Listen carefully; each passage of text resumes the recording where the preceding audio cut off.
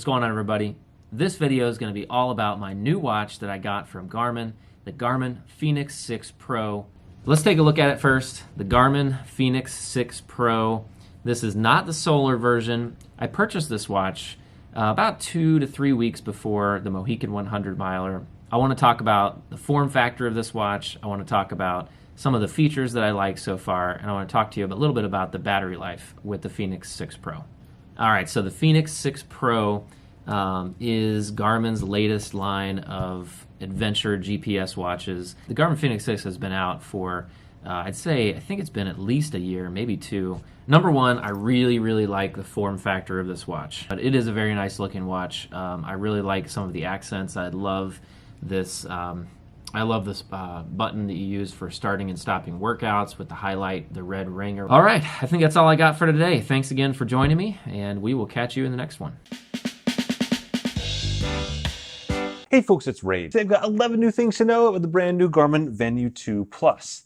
Now in this video, I'm going to cover all of the newness, and at the end, I'll talk about accuracy and how it's performed day to day. So with that, number one on the list is the size change. So the Venu 2 Plus actually sits in between the Venu 2 and the Venu 2S.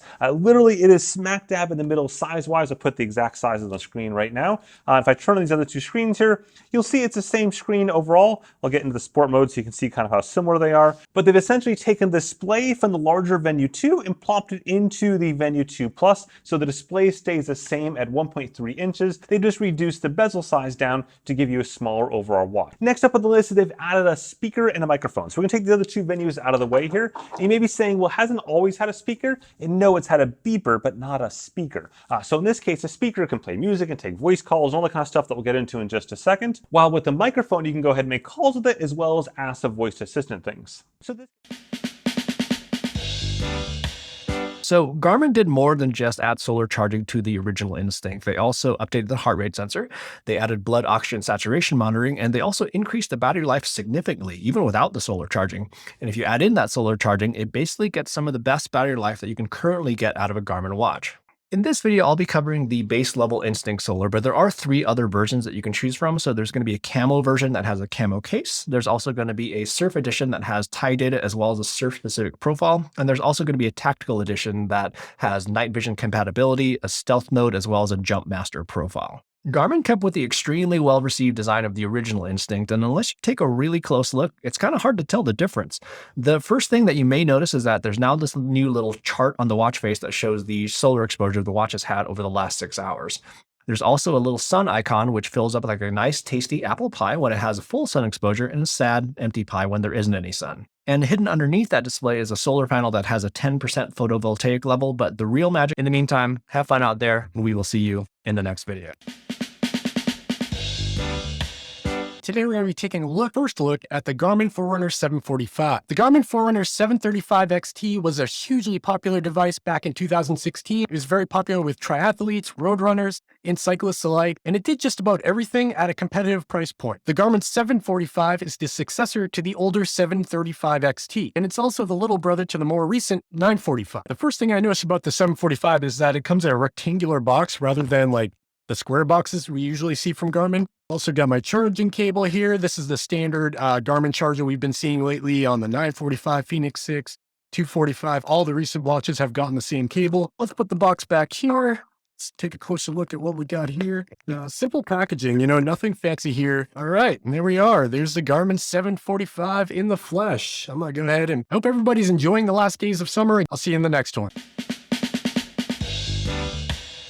Hey guys, what's up? My name's Eric and I'm the Techie Agent, and this is my review of the Garmin Vivoactive 4. Now, one of the things that makes the Garmin Vivoactive 4 so compelling is its price point in comparison to some of the more expensive Garmin watches. So with the Garmin Vivoactive 4, you're getting something that's really comparable to what you would expect to get from the much more expensive Forerunner and Fenix series watches.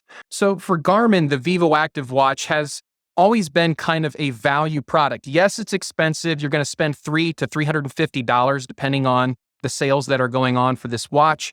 But you're going to get a watch that performs and does a lot of the same things that the watches that are $600 to $1,000 cost from Garmin. So for example, in terms of hardware, you're going to get on the Vivoactive 4 the same GPS chipset and optical heart rate sensor that you would on the newer, more expensive Forerunner and Fenix series watches.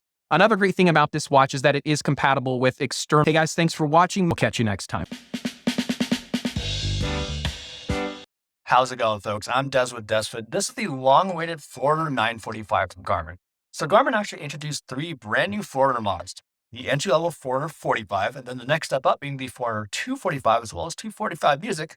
And then rounding things out is going to be top-of-the-line 945, which we'll be talking about today in this video. But I also do have videos about both these as well in the description below. So it's been a while since they released the quite popular 935, but they used that time to add a lot of new features like music storage and playback, as well as contactless payments for the smartwatch stuff.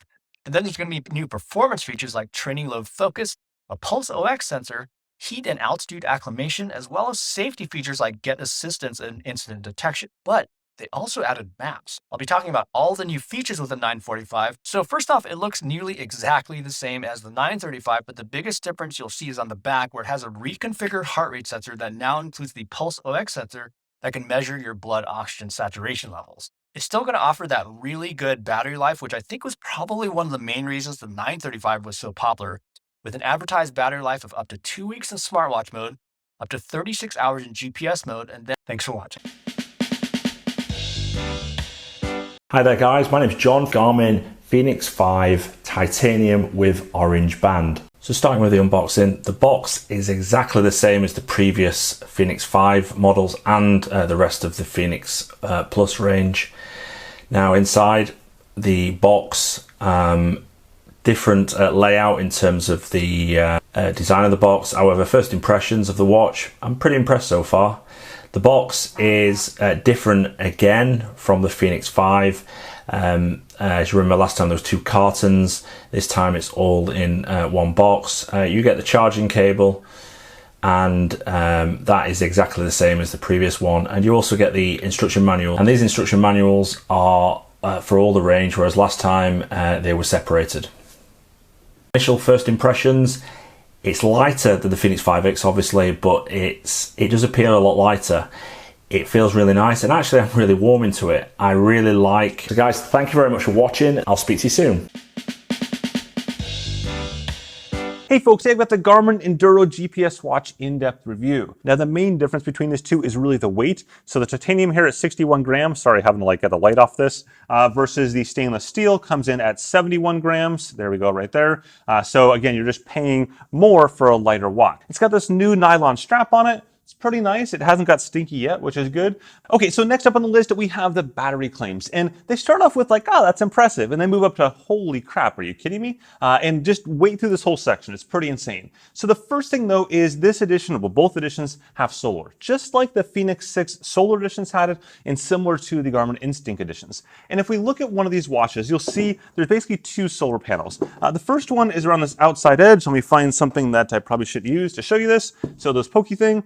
And there's a little band right there. It's like a reddish color band right on the outside edge inside of that yellowish neon color. That level there is 1. With that, hope you found this interesting. If so, simply whack that like button at the bottom there or hit subscribe for plenty more sports technology goodness. With that, have a good one.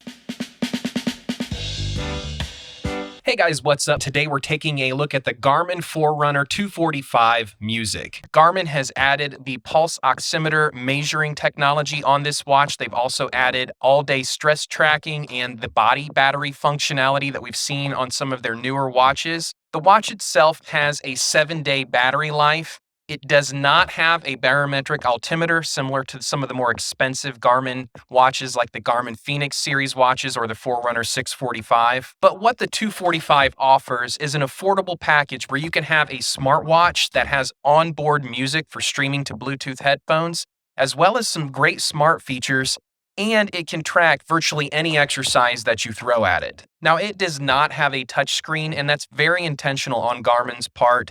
A lot of the feedback that they get is that runners and swimmers and cyclers don't like to have to fidget with a touchscreen. They would much prefer. Hey guys, thanks for watching. We'll catch you next time.